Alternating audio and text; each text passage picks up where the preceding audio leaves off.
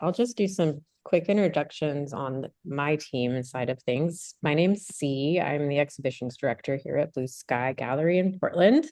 And we also have with us Young Zhang, who is our communications manager. And we are here with our artist, Oji Haynes. Very excited to be here with Right. Oji. Yes, I'm excited to be here as well. So thank you, Okay. Sue. Yeah, well, we just opened OG's solo show last week called Lae Fendi. It is open from last Thursday to November 29th. So if you're in the local Portland area, please come by and see us. We are open Wednesday through Saturday, noon to 5. Love to see you stop by.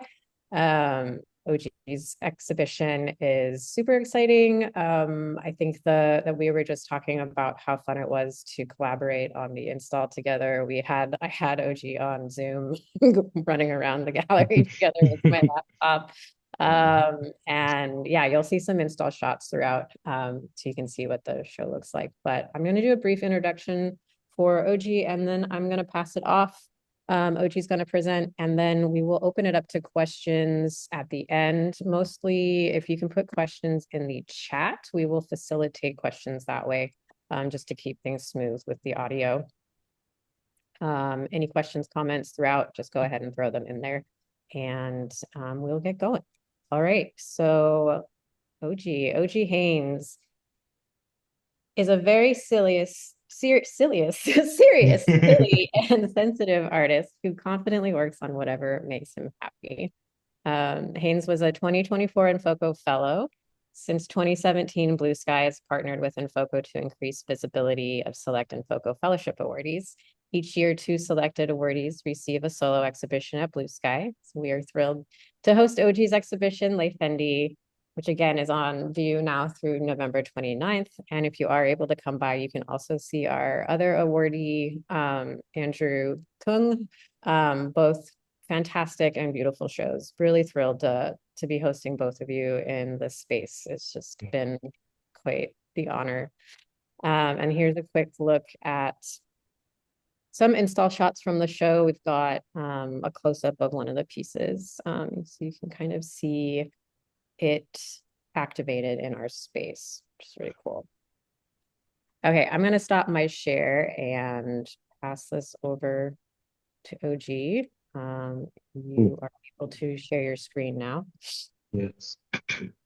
Um, Thank you, Sue. And yeah, I just wanted to reiterate everything you said and um, just kind of mention how much it's been a pleasure working with you and Blue Sky. And as we were just speaking, like I was just saying that this is my first time that I haven't been present for a show of mine, for a group show or solo show. So this has been a bit of a new experience for me as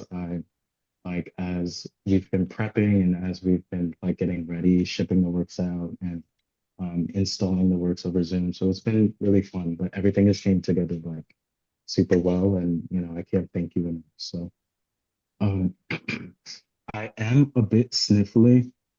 The weather has just been really messing with me. So if I'm sneezing or if I need to get up to blow my nose, like just forgive me because I've been like sniffling all day. But um, to share my screen, I'm gonna start off with a little what do you call it, slideshow.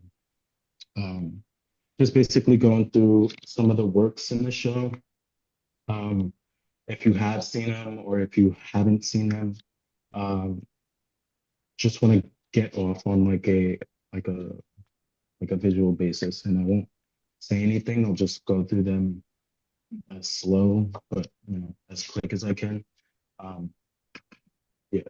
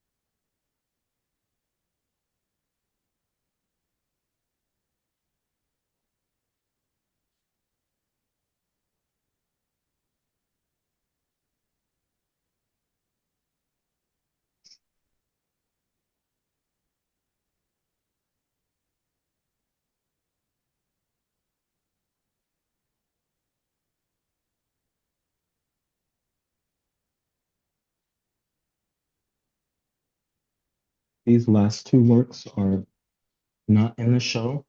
Um, there was a mishap with FedEx, where the works got damaged, but um, yeah, I still consider them a part of the show and a part of the body of work. So this is one of the works, and this is the other. And then I'm gonna just go through my installation, which I also consider a part of the work because it's very intentional, but also very spontaneous.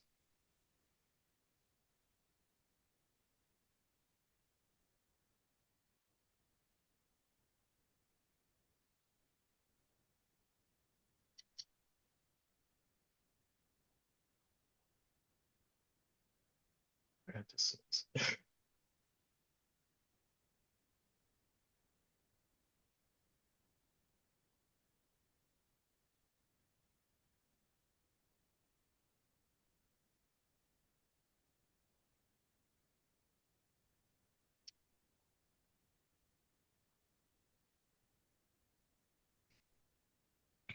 Okay, and so that's it for um, the work and the installation.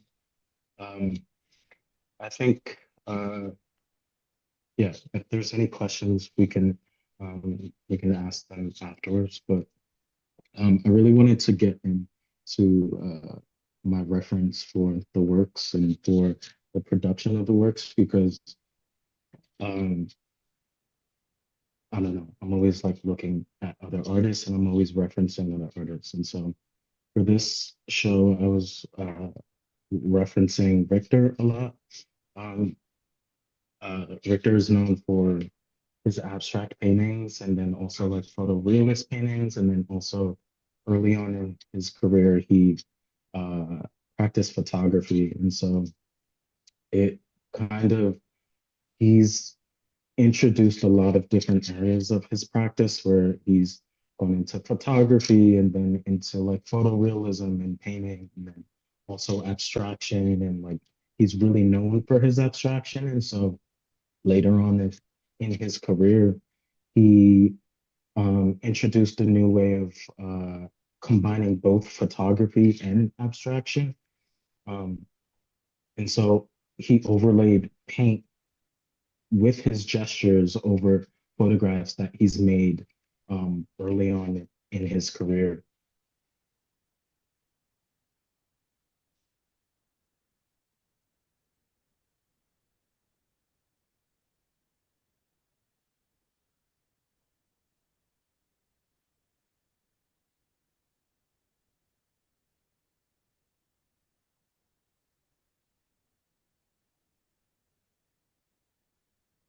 And honestly, what I really like about these is he simply just deconstructs the photograph. Like it doesn't necessarily, like the photograph is secondary to the abstraction.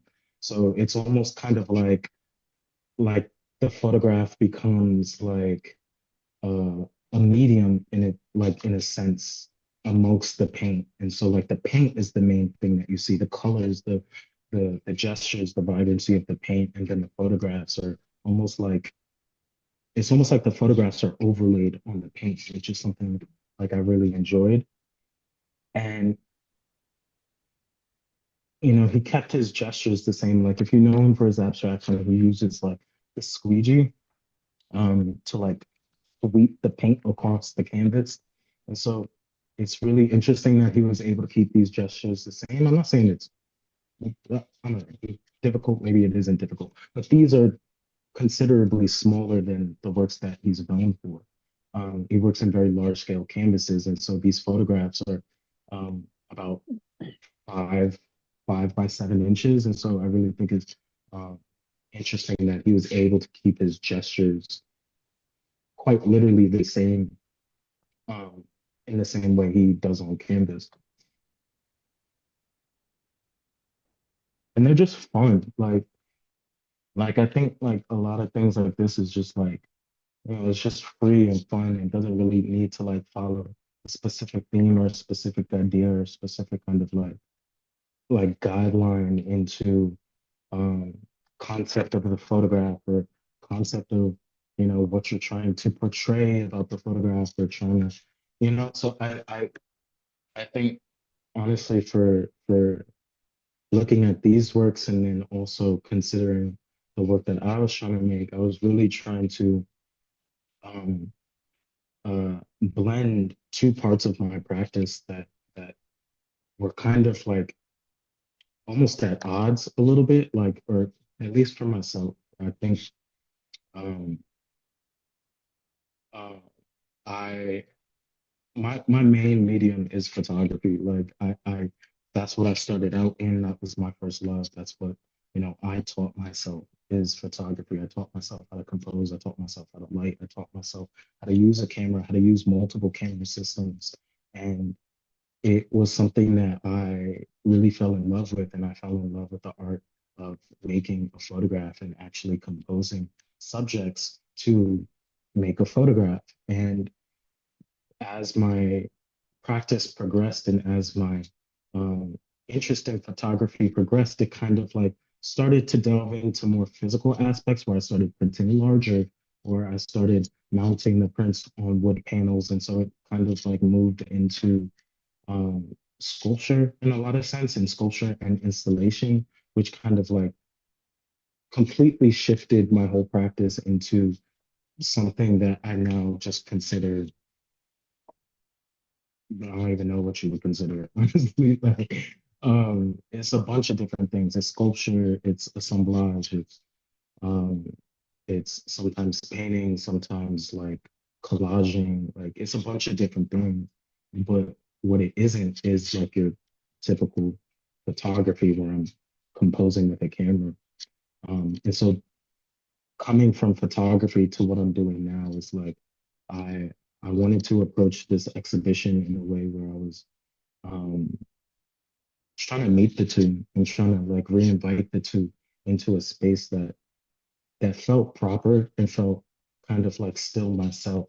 And so I took old compositions that were already made, that are already um, made pieces, made photographs, made compositions that I've already considered works of mine, and I wanted to just completely flip them and deconstruct them and just not destroy, but just like really disembody them completely. Like not make it about the composition, not make it about the color, not make it about the aesthetic of the photograph, and really just like start building things on top of it as if it's a canvas itself. And so, like Richter, I was really interested in gesture, but I didn't want to use paint and I didn't want to use any sort of artistic material, like synthetic artistic material. I wanted to use like very organic, like things from the earth or things from everyday use. And so all the works that you see, they have concrete that is the base of it. Well, it's actually cement. So it has cement, duct tape, candle wax. Some of the works have hot sauce. Um, one of the works has Vaseline. Um, I'm trying to think what else. Oh, the only thing that I did use that was synthetic that wasn't art material was oil stick. In the smaller works, you'll see it's like a slight oil stick gesture um, that I don't know I use from time to time. So that was the only thing. Um, so that's really kind of like where I was like basing my ideas off of, and then the material base is something that I was really falling back on for myself and really was just like, okay, because I really like to reference, yes, I like to reference other artists, but really I like to reference myself a lot of times because um, I'm my favorite artist. Like, as I like to say sometimes, like, I enjoy my work. Like, I like looking at my work and I like studying myself and seeing what I've done before and like reiterating it again. So I like steal from myself and yeah. So um yeah, so these are some of the like this for instance is a photograph um that is a part of the show that is already made. Like this is one of my compositions that I made back in 2022. So that's 3 years ago now. Actually, oh shoot, actually, very random. The date for when I made this photograph is a week away. Um, and this photograph in particular is one that completely changed and shifted my practice um, in a completely different light. Like it just made me understand my own work a lot better. It made me understand photography a lot better. It gave me a direction. It gave me like something to be like it just opened my eyes. Like I made this photograph and I was just like, oh shit, I know exactly what I'm gonna do. Like, and I know exactly what I don't want to do. Like, so it really like tunnel visioned myself into a path where I was just like, okay, bet like now I'm good. Like now I know what I want to do. So this photograph I always go back on because it's it still pops up and it still makes sense for the work that I do today. Um, this is another one. I made this after I made that photograph.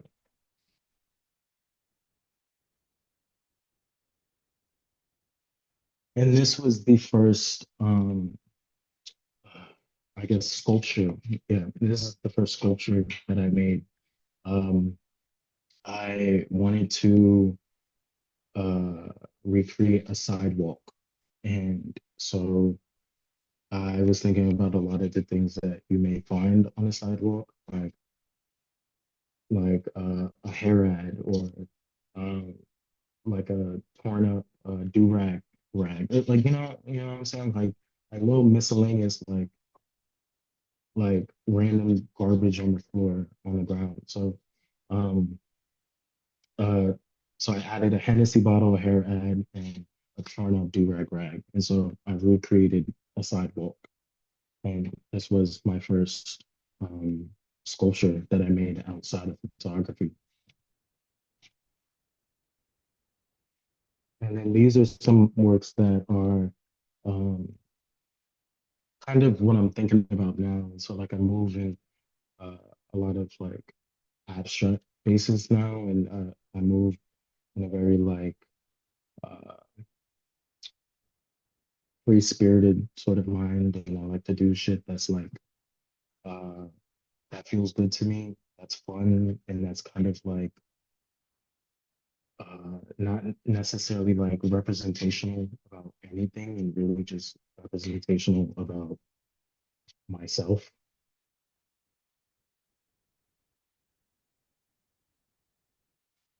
And so like I'm working with like a lot of found objects, um, but still the found objects become like a canvas in a lot of sense. So it's just like cement, um, uh, candle wax, um, uh, what else is on here? Duct tape, um, oil stick is on here, some canvas strips that was just left over in the studio. Uh, yeah, it gets honestly, it gets real like crazy in the studio where things just become a part of the work.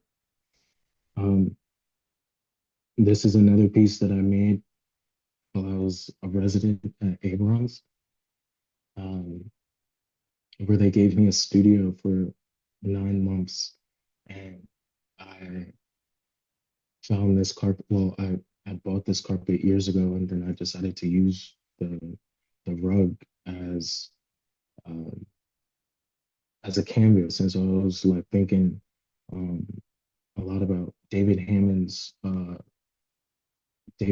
piece that he did. It's called Flying Carpet. It's craziest, most beautiful, most fun and free spirited piece that I've ever seen in my life. And I've never seen it like in person, but like I always think about it because I'm like, damn, like that's crazy. Like, so he put fried chicken wings, like a ton of fried chicken wings on a Persian rug carpet and left it as is, and he called it flying carpet. And so wanted to make something very similar in reference, almost kind of like after that and in communication with that. Um, so with this, I added cement, hot sauce as the orange strips. Um, Vaseline is on here, cocoa butter, dirt. Um, yeah, yeah, and that's it. And um, yeah, I love this piece. And then this is a lot of what I'm making now, where is I'm using like shipping pallets as like stretcher bars, and I'm stretching burlap over the like burlap fabric over the shipping pallets, and I'm pretty much like doing whatever I want to the burlap. So sometimes it's paint, sometimes it's bleach. This particular piece is bleach, house paint, cement, and candle wax um, on on a stained shipping pallet, on a stained wood shipping pallet. So these are a lot of the things that I'm thinking about now. And then this is a piece that I also did while I was at Abrams, while I was a resident at Abrams, where I made a dream catcher. I turned a fence into a dollar bill dream catcher. And I put this one in here because the photograph that I used, I also put the in the show. And in the show, I reiterated that photograph that I made, and I turned it into a piece in the show. This is another photograph that's also in the show. Another photograph that's also in the show. Um, this was a piece that I made for a show that I had in Houston, and they were on like steel panels. I printed the photos out on photographic paper, and then I mounted them on steel panels. And then I bent the steel panels and installed them on the wall. This was another piece that I was making. Um, this was, I made these years ago. Uh, I found these photographs on eBay. Some guy was selling them. Some white dude on eBay was selling them. Um, for like I think like $4 a pop, like $3 a pop, something like that. It was crazy. So I paid like over $150 for how many of her photographs this is, and I was just like, damn, like I feel like if anybody were to have these photographs, like I should have them, and I should be the protectors of them because I'm going to show them in the best light possible. Um, and I love these photographs because they're just so joyous and Um, there's always there's this one guy that's photographed multiple times, and it just feels like he really loves having his photograph taken. Like, so these were this one, and I think this one. Yeah, these two are in this show. Um, but the rest of these photographs, like, they're just so joyous. And if you don't know, um, these are prison photographs. They're in prison. Um, and so a lot of the times they have like a photographer come in into a prison facility and photograph the inmates with their family or the inmates with each other. And so I don't know how these ended up on eBay. I don't know what sort of like I don't know where they're from. Like there was no information on these photographs at all. But I was just like, you know what? Like I'm gonna have these photographs and I'm gonna do something with them. And so I did. I made this. This is another photograph. Um, there's another photograph in this show. Uh, yeah, Brownsville Memorial. Yes, exactly. but it sounds like this was in Brownsville, Brooklyn, and it was a memorial that I passed by.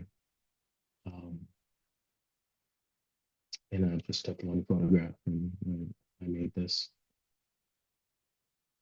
Um, and then I also just want to, that's it, by the way, but I just want to speak about the title of the show and kind of like the basis of the show.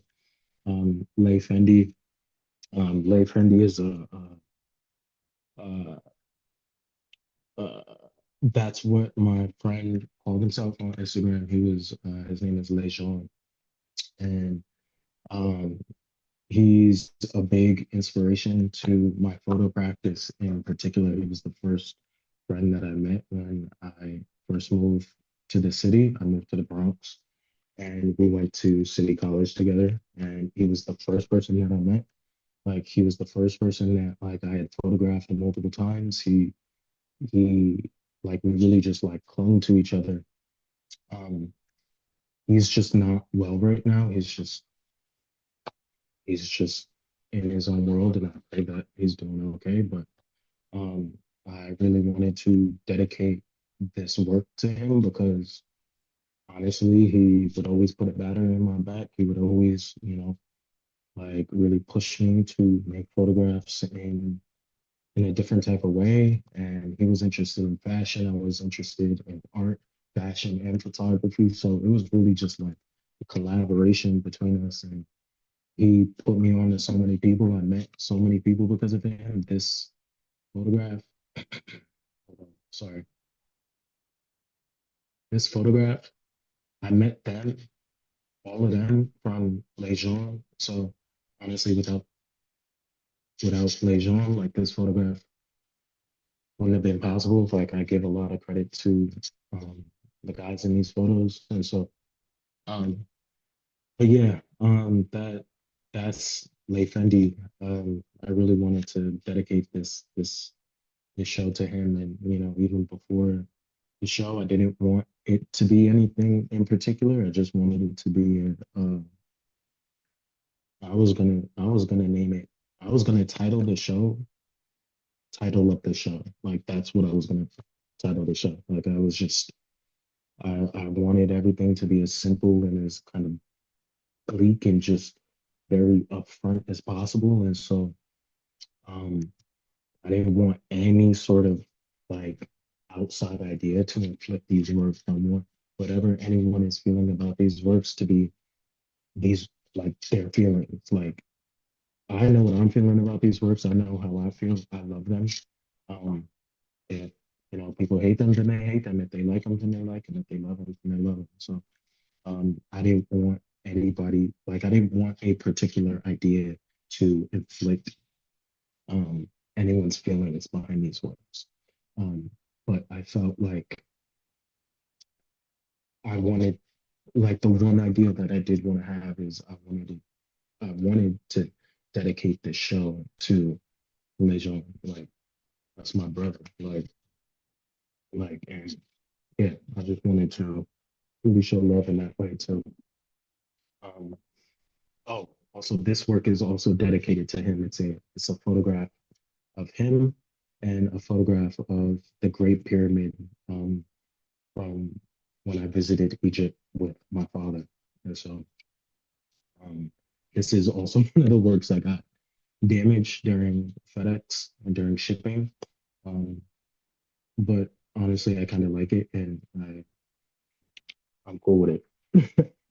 um, but yes, that is if that's cool with C, and if I ain't take up too much time, I'm open to questions. If you don't have Great. any, then so be it.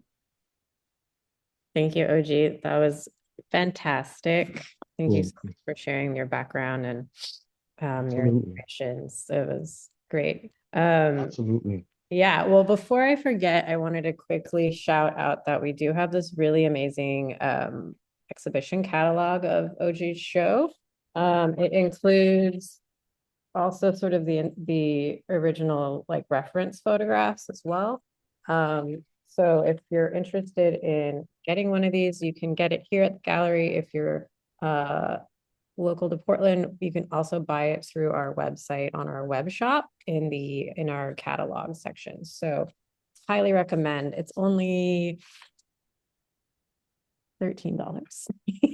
uh, and yeah, we've got a stack of them here at the gallery. So pop by if you can and get those. And Yu Young put the direct link in the chat. Thank you, Yu Young, for that. Yeah, so I'd love to open it up to the attendees here. Thank you so much for being here again. For questions, we usually just have you put your questions in the chat and I'll facilitate that through just reading them out loud. That way we can kind of keep the noise level to a minimum without unmuting. So if folks want to put questions in the chat, feel free to do that. And I'll just kick it off. I have a couple questions swimming in my mind. Cool. With your use of like the concrete and wax and I know that in our conversations when we were planning this exhibition out, we originally like if we could have, we would have written your statement on on the wall with Yeah. Sharpie Yeah. um and the flyer that you made was like simple with duct tape. Yeah. And so I'm curious, like you talk kind of about I think I would describe it as sort of your values as an artist and like fun and I'm wondering if you can talk a little bit more about like the materials that you choose to use and if it somehow because I was like, is this like a screw you to the art world? Yeah. Or do you see it as like something a little bit deeper for your practice? Um, yeah, that's a good question. I feel like honestly, it might be a little bit of both for real. I think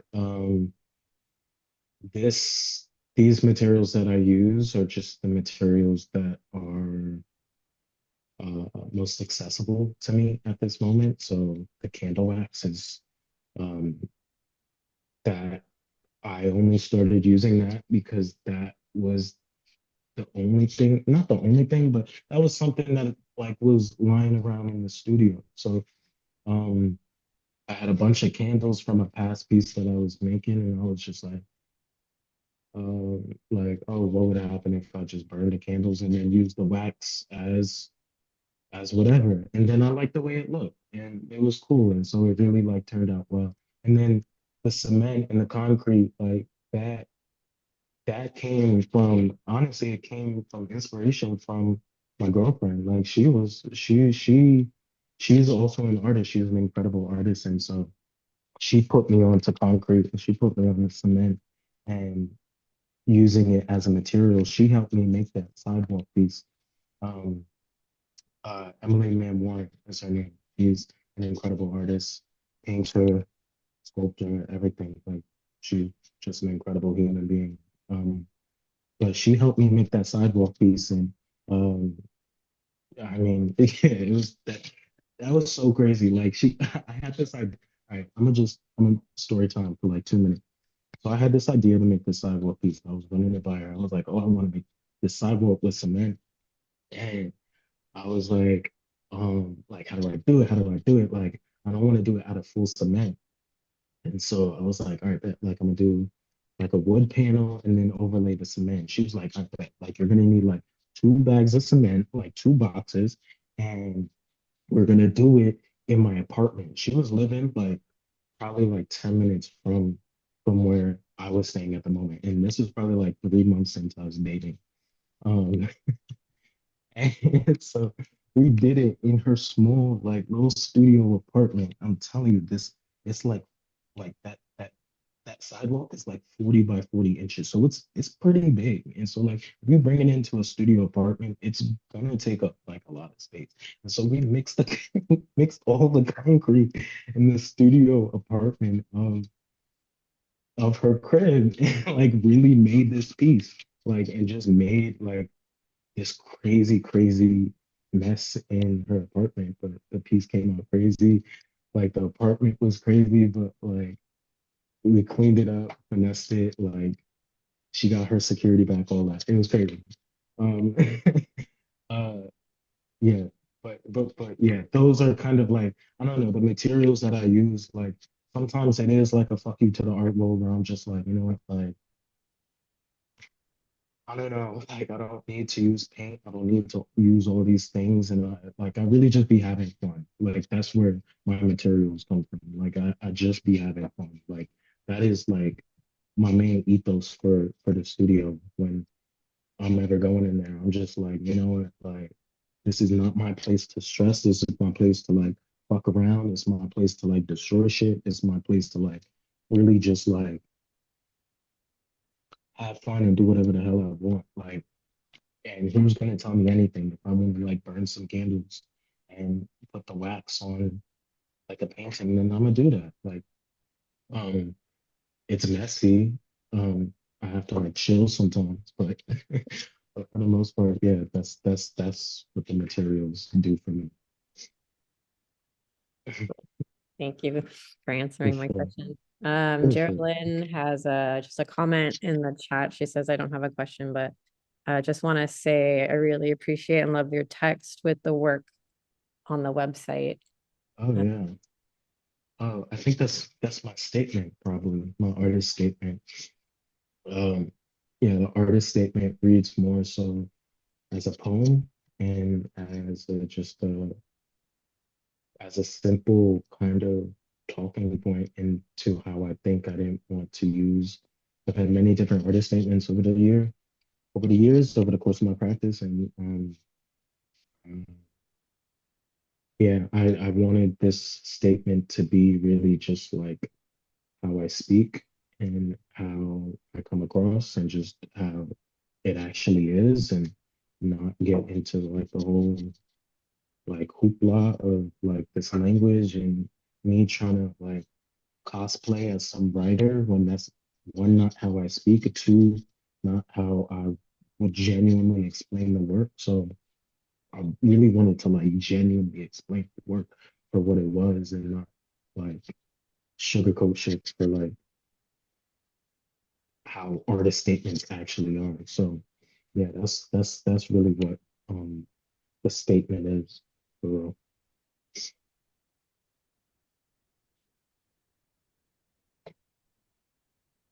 Can you talk a little bit about the black fabric that we Oh installed? yeah. Um, yeah, I think the black fabric, I didn't know what it was gonna do or what it was gonna be. Um, but I found it when I was at the fabric store. Um, and I was just like, you know what, like I want to install this in the show, and I want to install some sort of like covering, some sort of like overlay in the show. I don't know if I want to have works behind it. I don't know if I want to like use it in some sort of like decorative sense, but Um, I really wanted it to like take up space in a way, kind of disrupt view in some sort of way. But um, so that was like really like my main thought process. And then as we installed it in the show, uh, it really like all started to make sense. For one, I consider a lot of these works in the show shadows. So like the title of the works will be followed by shadow in parentheses. And so Um, so they're like shadows to the image itself, to the original image, and so that's why they're in black and white.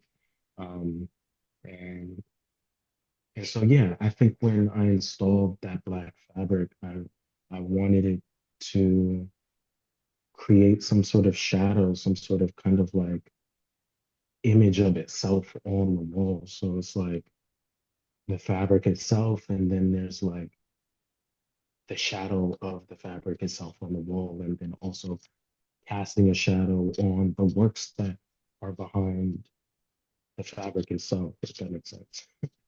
Um, so I think that's kind of what it became to be, but like I didn't think of that beforehand. I think I was just like fucking around a little bit. I think that kind of approach, though, is what makes the work so like intriguing and captivating to look at. Because like you can, looking at it, you can see that like that you were in a like a moment, I feel like, with like the way that the cement's laid or the wax kind of has that like kind of Yeah, energy going on. And I think they yeah, can get that, even though cement feels like it's so heavy and restrictive, but at the same time, I think your pieces yeah, do have weight to them, but they also have yeah, this like vibrancy that's really cool that comes through. yeah. I think the work's kind of like really, um, for one, I made these works all in one night.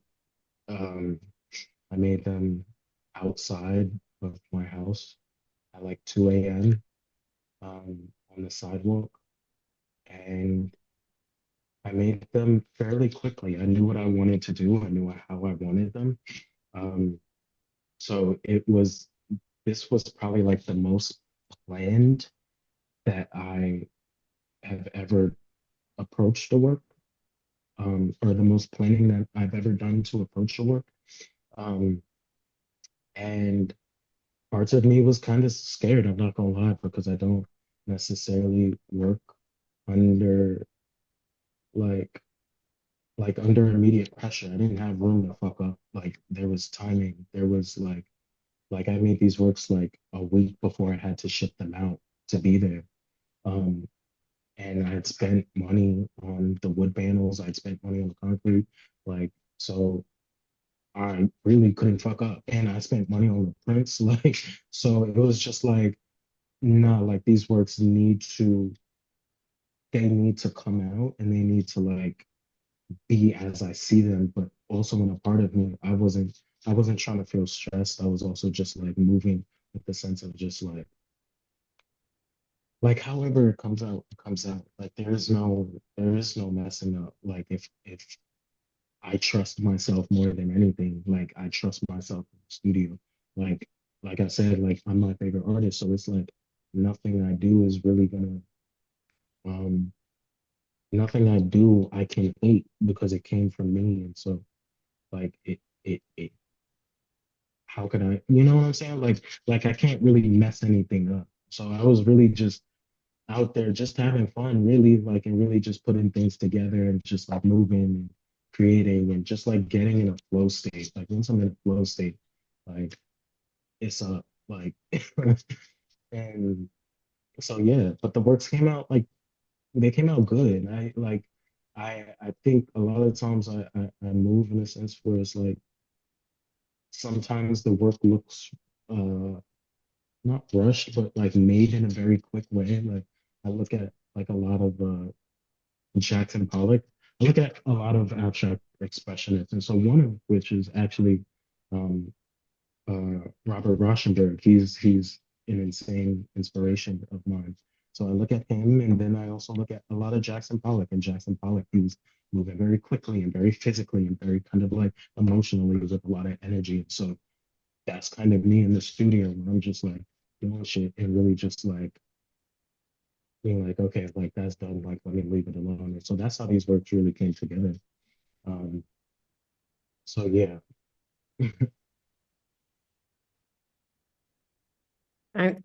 Some folks maybe didn't hear the story that came on a little bit later, but we did have one of OG's packages did get messed up in FedEx oh travel, yeah, which was a big bummer.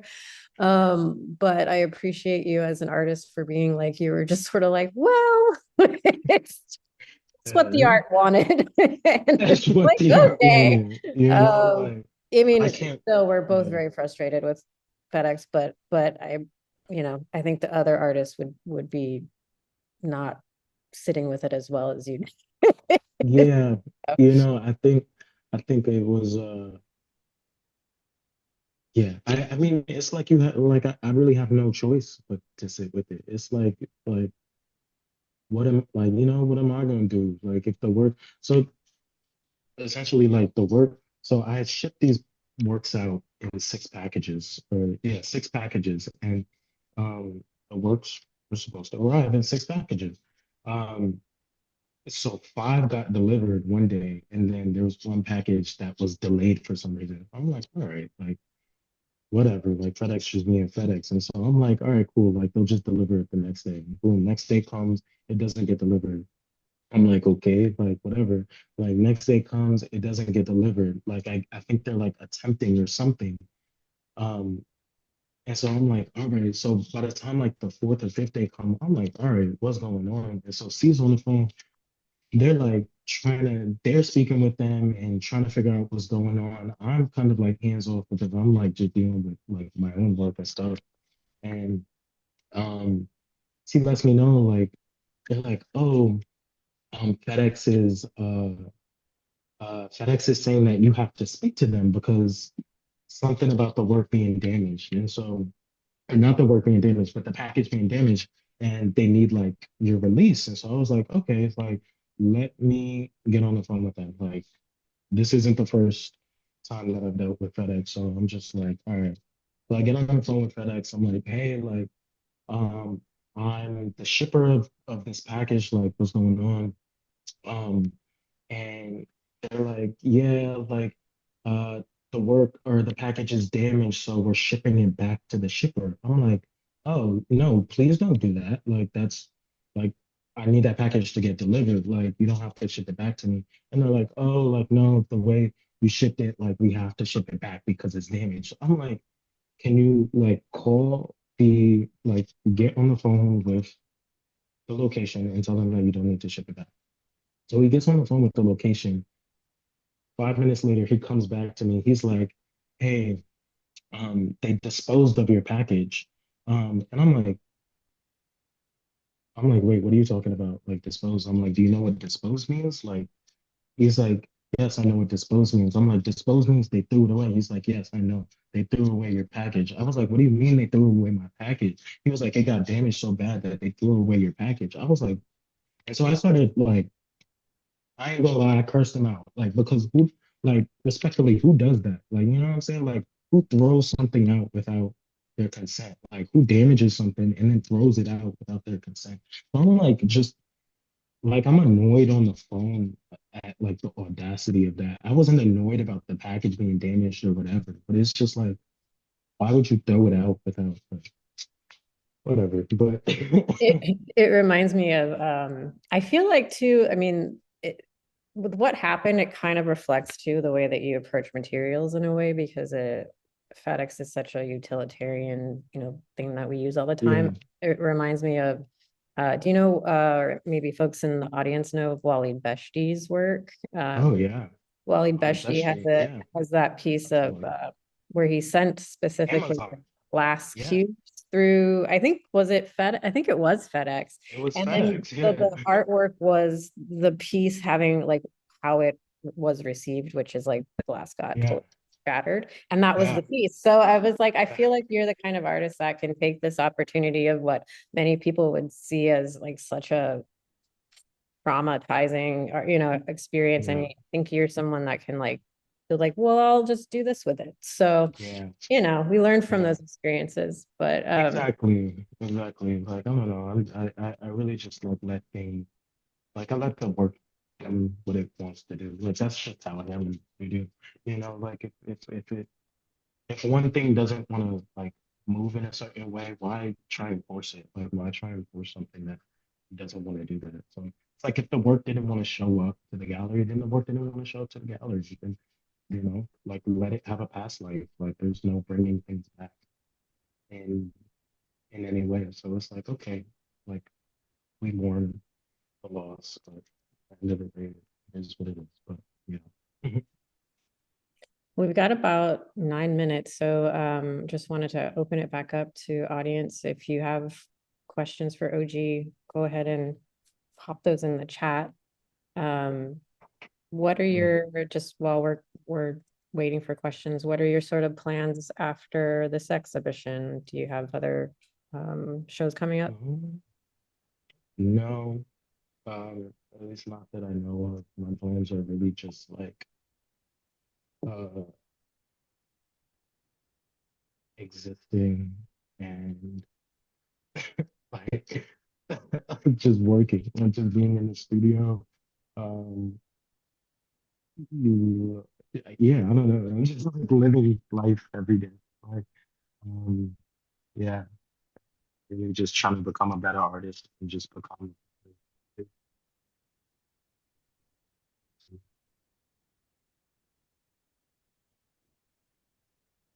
I think we've kind of lost your audio, OG. Okay.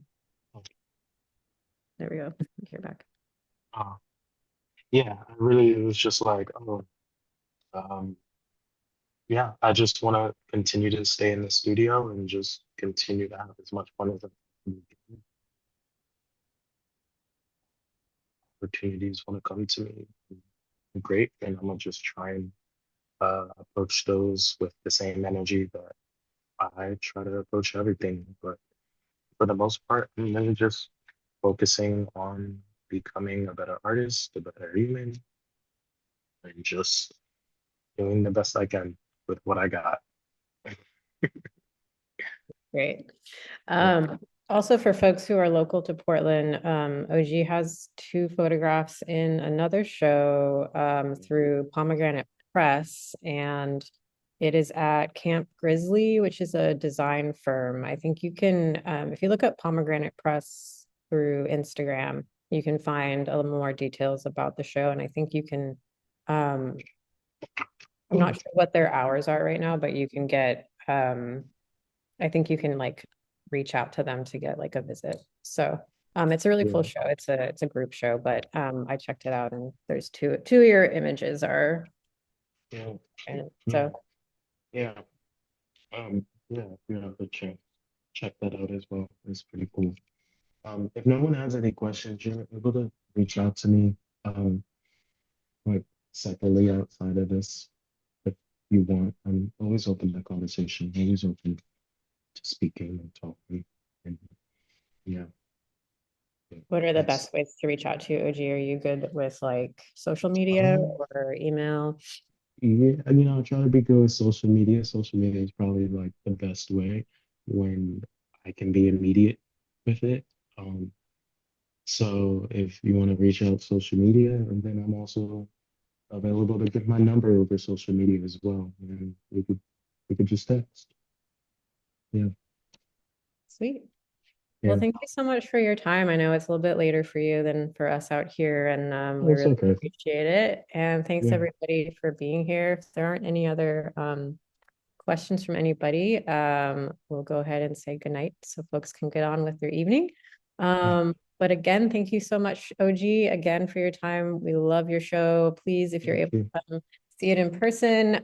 If not, we have our information on the show on our website, some installation shots you can see some of those shows or the the shots from the show. But I do highly recommend if you can come to see these in person, because they're Yes. pretty cool to experience in person. Thank you. And next week we've got a Zoom talk with Andrew, who is the other exhibiting artist. So if you all are free next Wednesday, we're going to be chatting with Andrew. So that should be a really cool talk as well. But thanks everybody again so much. And OG, have a wonderful night. We'll talk to you Same soon. to you. All right. Yes. Bye, y'all. Good, everybody. Thanks so much.